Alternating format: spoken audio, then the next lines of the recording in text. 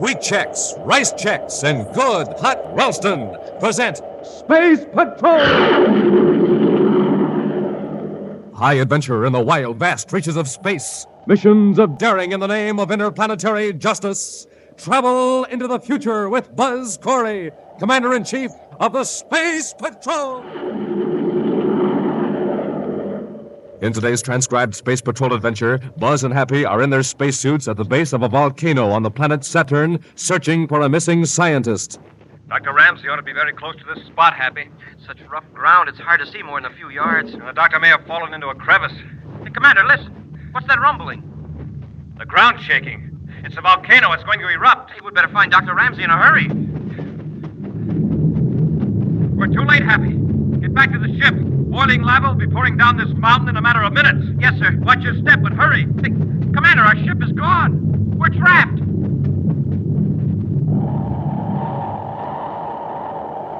We'll return in just a moment with today's exciting Space Patrol adventure, The Sleeping Demon of Saturn.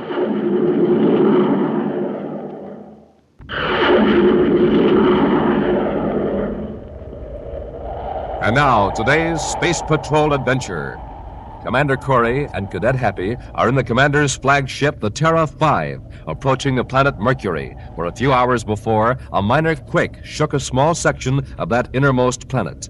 There were no casualties and no damage to property. Yet, within the hour, every planetary capital, every scientific laboratory was buzzing with excitement. Furthermore, it caused Commander Corey to make a special trip to Mercury. Why all this interest in a harmless quake?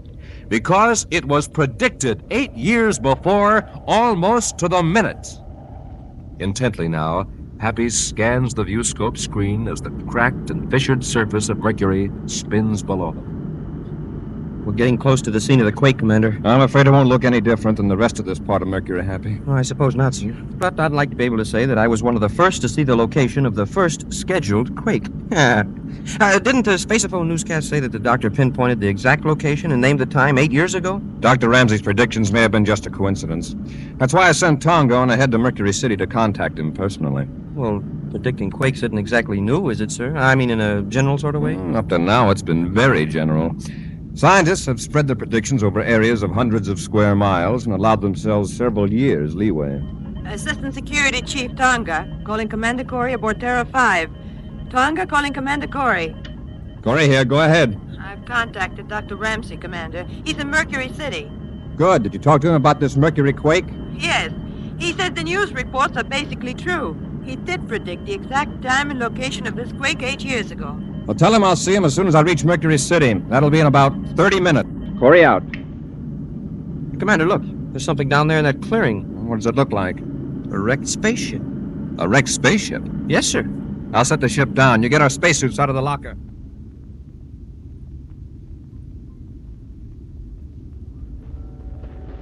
All right, Hap, into the ship. Yes, sir. Be careful you don't puncture your spacesuit on that jagged metal. Yes, sir.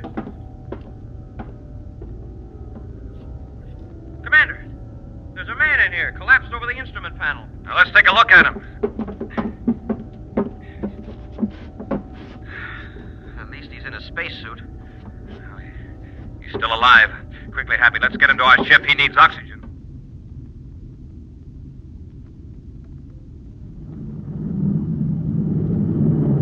I've just checked with Mercury City Space Control, sir. They're clearing Space Lock 3 for us. Good, Hap.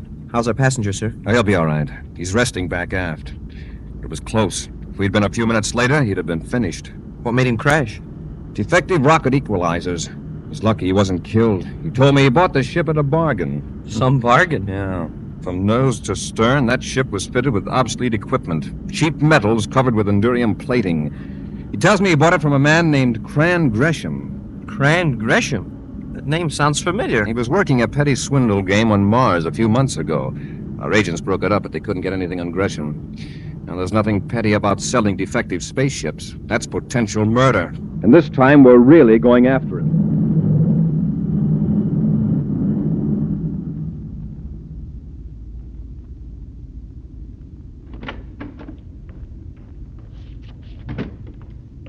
Well, Gresham, did you close the deal? Nah.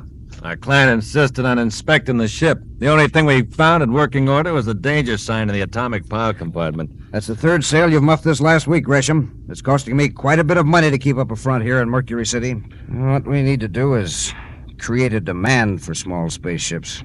Something that'll make people want a ship and not be too particular about the condition it's in. Or the price. That's a large order, Shrike. I know. If we could start a fake uranium rush, say to one of the moons of Jupiter or Saturn, or some kind of panic. Panic. That's it. Get people frightened and then offer them a means of escape. How are we going to get them frightened? And of what? Did you hear about this scientist who predicted a quake here on Mercury? I heard something about it. I didn't pay much attention. His name is Ramsey. 8 years ago, he predicted a quake in a certain part of Mercury and called it almost to the minute. The quake hit yesterday. So what? Suppose we pay him some money and get him to predict what city is going to be hit with a quake within the next few weeks. We can sell those ships in a few hours. Suppose there isn't going to be a quake near a city. There won't have to be one. The very fact that this guy Ramsey is making a test near a city will make people worried. Then we'll start a few rumors. Shrike, I think you've got something. I'll call on this Doc Ramsey, and I think I know just the city that's ideal for our...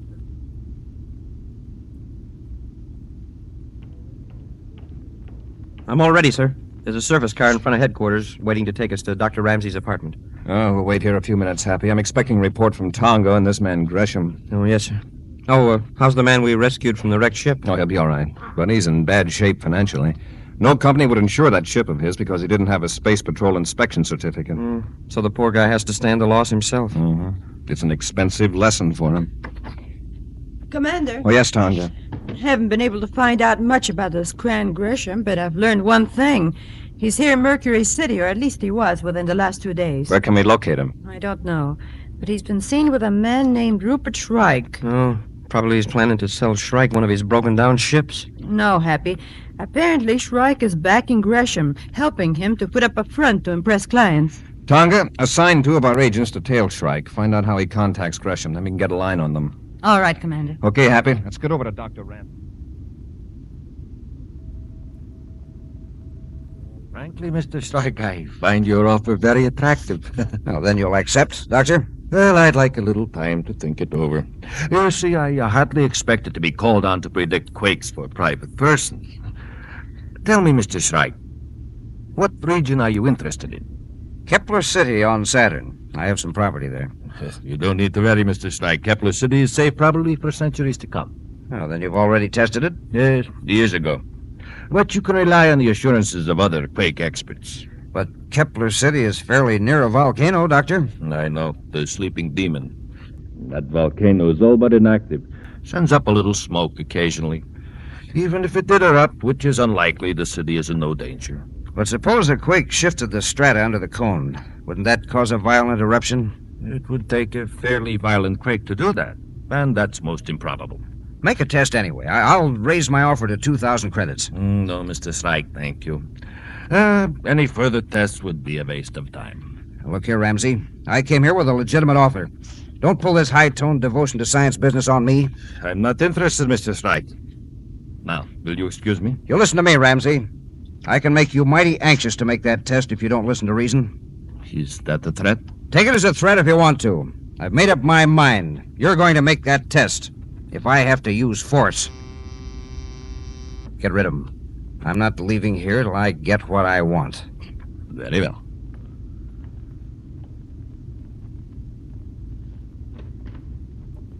Dr. Ramsey? Yes, Commander. Come in, won't you? Thanks. Come on, Happy. Yes, sir.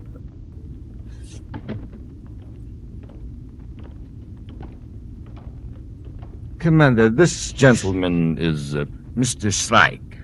How do you do, Mr. Shrike? Nice to meet you, Commander. Mr. Shrike feels he has urgent business with me. We can discuss it later. On the contrary, I'll discuss it right now. Commander, I think this is something you should know. I never saw this man until a few minutes ago. Yet he comes into my apartment and threatens to force That's me... enough of that, Ramsey. Let him talk, Shrike. You'll have your turn later. Yeah, well, it's my turn right now. Put away that ray gun. Look out, Commander!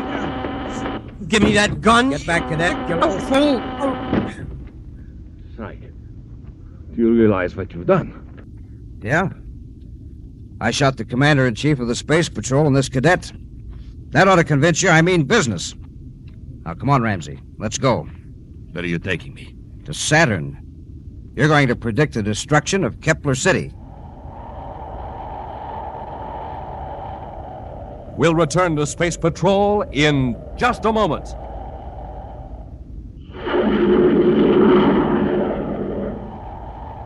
And now, back to our Space Patrol adventure, The Sleeping Demon of Saturn.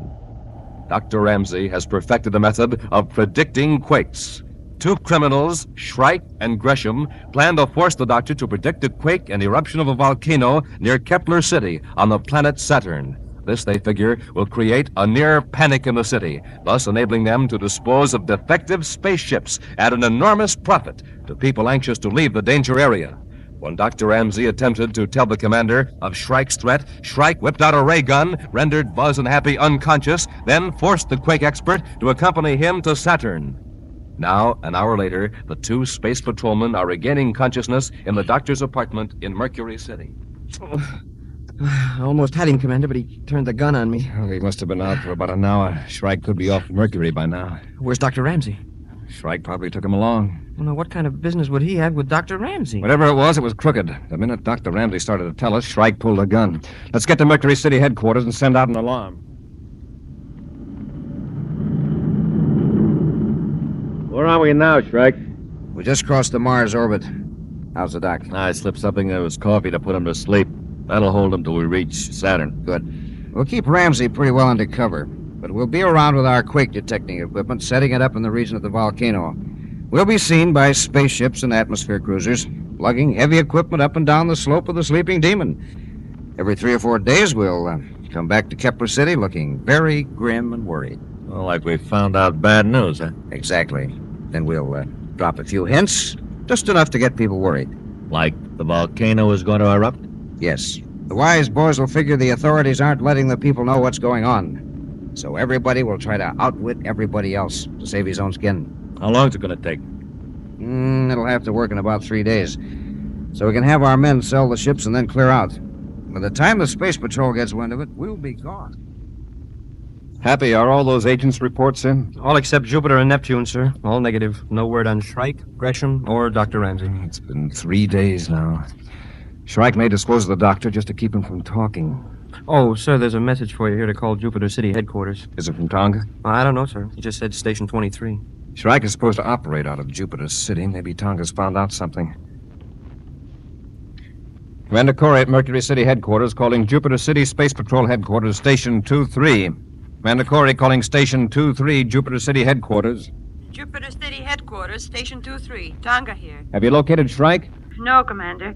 But we can almost be certain that neither he nor Gresham came to Jupiter City after they blasted off from Mercury. Then you probably haven't anything on Dr. Ramsey either. No, except a rather ridiculous rumor.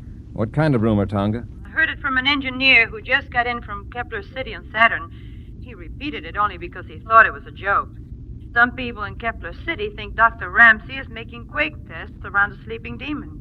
The inactive volcano near the city? Yes. Oh, it doesn't make much sense. If Dr. Ramsey were there, he'd let the authorities know he was all right.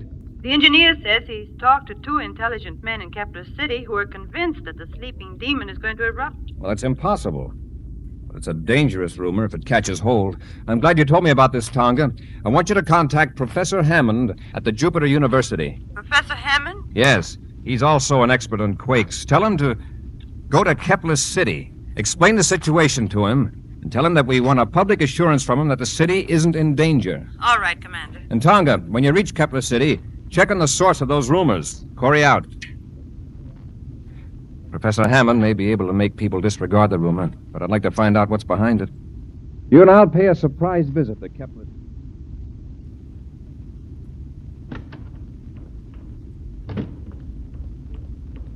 Shrike, we better get out of here quick. Now, what's the matter, Gresham? I just found out that Corey's assistant security chief is here in Kepler City. What about it? That doesn't mean she's looking for us. No, but she showed up with another expert on quakes, a Professor Hammond from Jupiter University. Just released a statement that the public has nothing to fear. The volcano won't erupt and no quakes are possible in this region. Good. That's wonderful. What's so wonderful about it?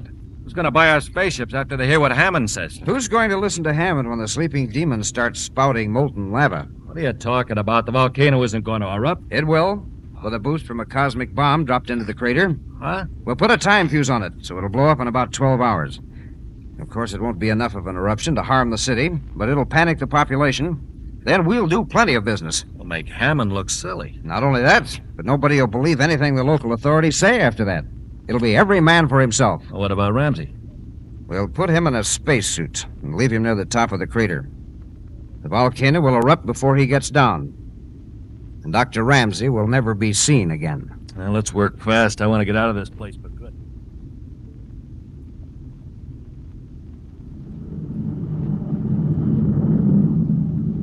There's a sleeping demon in the viewscope, Happy. Wow, that's some crater. Impressive, but perfectly harmless. Kepler City's 10 miles east of the volcanic peak, just on the outer side. And that's the Dardana River that flows past the base of the peak. Right. When we get closer, you can see how the water has worn away the lava on the edge of the river banks. That shows that the last eruption of the sleeping demon was thousands and thousands of years ago. Assistant Security Chief Tonga calling Commander Corey aboard Terra 5. Tonga calling Commander Corey. Corey here, go ahead. Commander, you were right about those rumors. There's more to them than I thought. What did you find out, Tonga? Well, the two men who have been making quake tests near the volcano fit the descriptions of Shrike and Gresham. The third, maybe, Dr. Ramsey. Where are they now? Well, they blasted off from Kepler City Spaceport several hours ago. So far, they haven't come back yet. Have you found out where they're staying in the city? Yes, I have. It's at 147 North Polaris. Well, watch it, Tonga. If they show up, notify headquarters. Yes, Commander. There's one thing more. An atmosphere ship reported seeing a man in a spacesuit on the south slope of the volcano. He seemed to be in distress. He kept waving. All right, Tonga. We'll check the slope before entering the atmosphere shell. Corey out. The south slope. That's the side toward the river. Cut our velocity, Happy. We'll see if we can find them.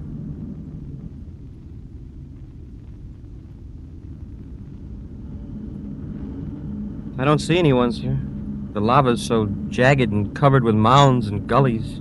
If our man is in the shadow, we'll never see him. And if it's Shrike or Gresham, he doesn't want us to.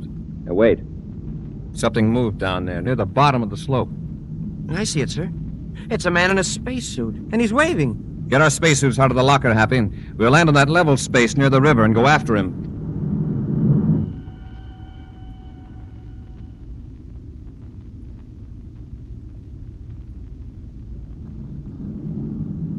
Look, Shrike, we've dropped the bomb in the crater and left Ramsey down on the slope. Now let's get back to the city. Don't be stupid, Gresham. We'll show up an hour after the volcano erupts with a story of how we tried to rescue our companion. But the lava got to him before we did. Who's going to bother listening to us then? They'll all be running around trying to leave the city. Sure, but at least we'll have an alibi in case we need it. Uh-oh. Look down there at the base of the slope. Spaceship? Yes, and it's Corey's. He must have spotted Ramsey. Let's get out of here, quick. Wait till we're sure they're out of sight of their ship. Then we'll set down near it. I'll blast off in Terra 5 and meet you in Turquoise Canyon north of here. The sleeping demon will be spouting lava in about 15 minutes.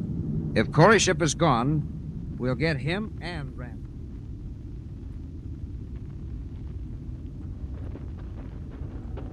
I've lost sight of him, sir. Head as straight up the slope as you can, Happy. For a minute, I got a good look at him. His white spacesuit really stood out against that black lava. It was Dr. Ramsey, all right. Oh. Hey, that gray rock fooled me. It slid right out from under me. Better stay clear of them, Hap. They're extremely light. If you just touch them, they're likely to roll. And it looked like it weighed half a ton. Now, that slab you stepped on is clear down the slope by the river now. It's likely to happen to us if we don't watch our step. Yeah, I wonder what became of Dr. Ramsey. He may have fallen into a crevice. Commander, listen. What's that rumble? The ground's shaking. It's the volcano. It's going to erupt. Hey, we'd better find Dr. Ramsey in a hurry. We're too late. Get back to the ship. Boiling lava will be pouring down this mountain in a matter of minutes. I'll go up a few yards farther. You head for the ship. Hurry. Well, yes, sir, but can't I go... Go on and watch your step. Commander, our ship's gone. There's our ship, circling toward the north. We're trapped. Happy, look. There's Dr. Ramsey. Come on, let's get him. With a little luck, we might be able to keep out of the way of the lava. Dr. Ramsey. Commander. Come on. They dropped a bomb in the crater. He's been hurt, Happy. We'll have to help him. Commander, the lava's pouring down the sides. Watch out for those rocks. Come on, get to the bottom quickly. Commander, what are we going to do? The lava's almost on top of us. Into the river. Go into the river. Well, that wouldn't do us much good. The lava would just come in after us. That's right. Cut off. Look, on each side of us, there's a stream of lava pouring into the river. Yeah, and in a few minutes, we'll be buried. But wait a minute. Look out there in the river. See those gray rocks? Smoking rockets, they're floating. Rocks floating on water. There's some big flat ones near the edge. Each one of you get to one. We'll use them as rafts and float down the river to Kemmer City.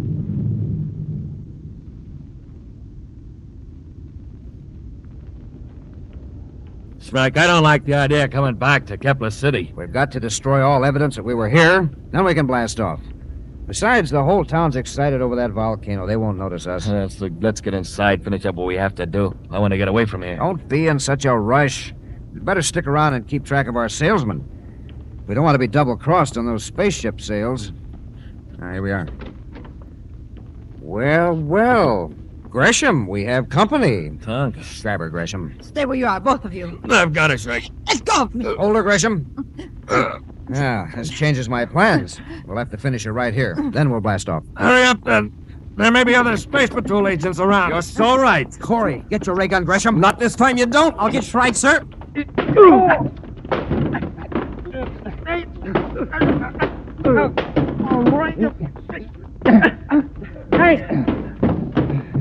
All right, Happy. Pick up their weapons. Yes, sir. Are you all right, Tonga? Yes, Commander. And I've got the names of the rest of the gang. On your feet, Shrike. How'd you get away from that volcano? It was simple. We just floated down the river on a rock. Let's go. You floated down... You don't expect me to believe that? This Saturn is a very strange planet, Shrike. If it's got an extinct volcano that erupts, well, it surely can have rocks that float. You heard the commander. Come on, let's go. An exciting preview of next week's adventure in just a moment. And now, a preview of next week's exciting Space Patrol adventure. Buzz and Happy are aboard the deluxe passenger spaceship, the Supernova, headed for the planet Saturn. As they enter a private compartment in search of a criminal, the occupant of the compartment pulls a ray gun on them. Just keep moving down the corridor, Commander. You too, Cadet. You're going to a lot of trouble. You must be counting on taking quite a lot of money from Grayson. Think what you like. All right, hold it. This is where we part company. Now just open this little metal door. Now, crawl in there, both of you. You can't put us in there. It's the ship's rubbish disposal chute. I know what it is. Get in. But before we reach Saturn, that chute will be emptied into space. Yes, Commander. A blast of compressed air will sweep you out of the ship. And no one will know where you've gone. Be sure to join us next week for the thrilling story, Trouble Aboard the Supernova, when wheat checks, rice checks, and good hot Ralston again present Space Patrol! Space Patrol, created by Mike Moser, starring Ed Kemmer as Commander Corey and Lynn Osborn as Cadet Happy, was written by Lou Huston, produced and directed by Larry Robertson, executive producer Mike Debris. Other players were Nina Bara, Norman Jolley, Ken Mayer, and Stephen Robertson. Dick Tufel speaking. Now, don't forget to tune in next Saturday and every Saturday when wheat checks, rice checks, and good hot Ralston again present Space Patrol! Be sure to see another exciting Space Patrol program on your local ABC television station. Consult your local paper for time and channel. This program is broadcast to our armed forces overseas through the worldwide facilities of the Armed Forces Radio Service. Space Patrol came to you transcribed from Hollywood. This is ABC Radio Network.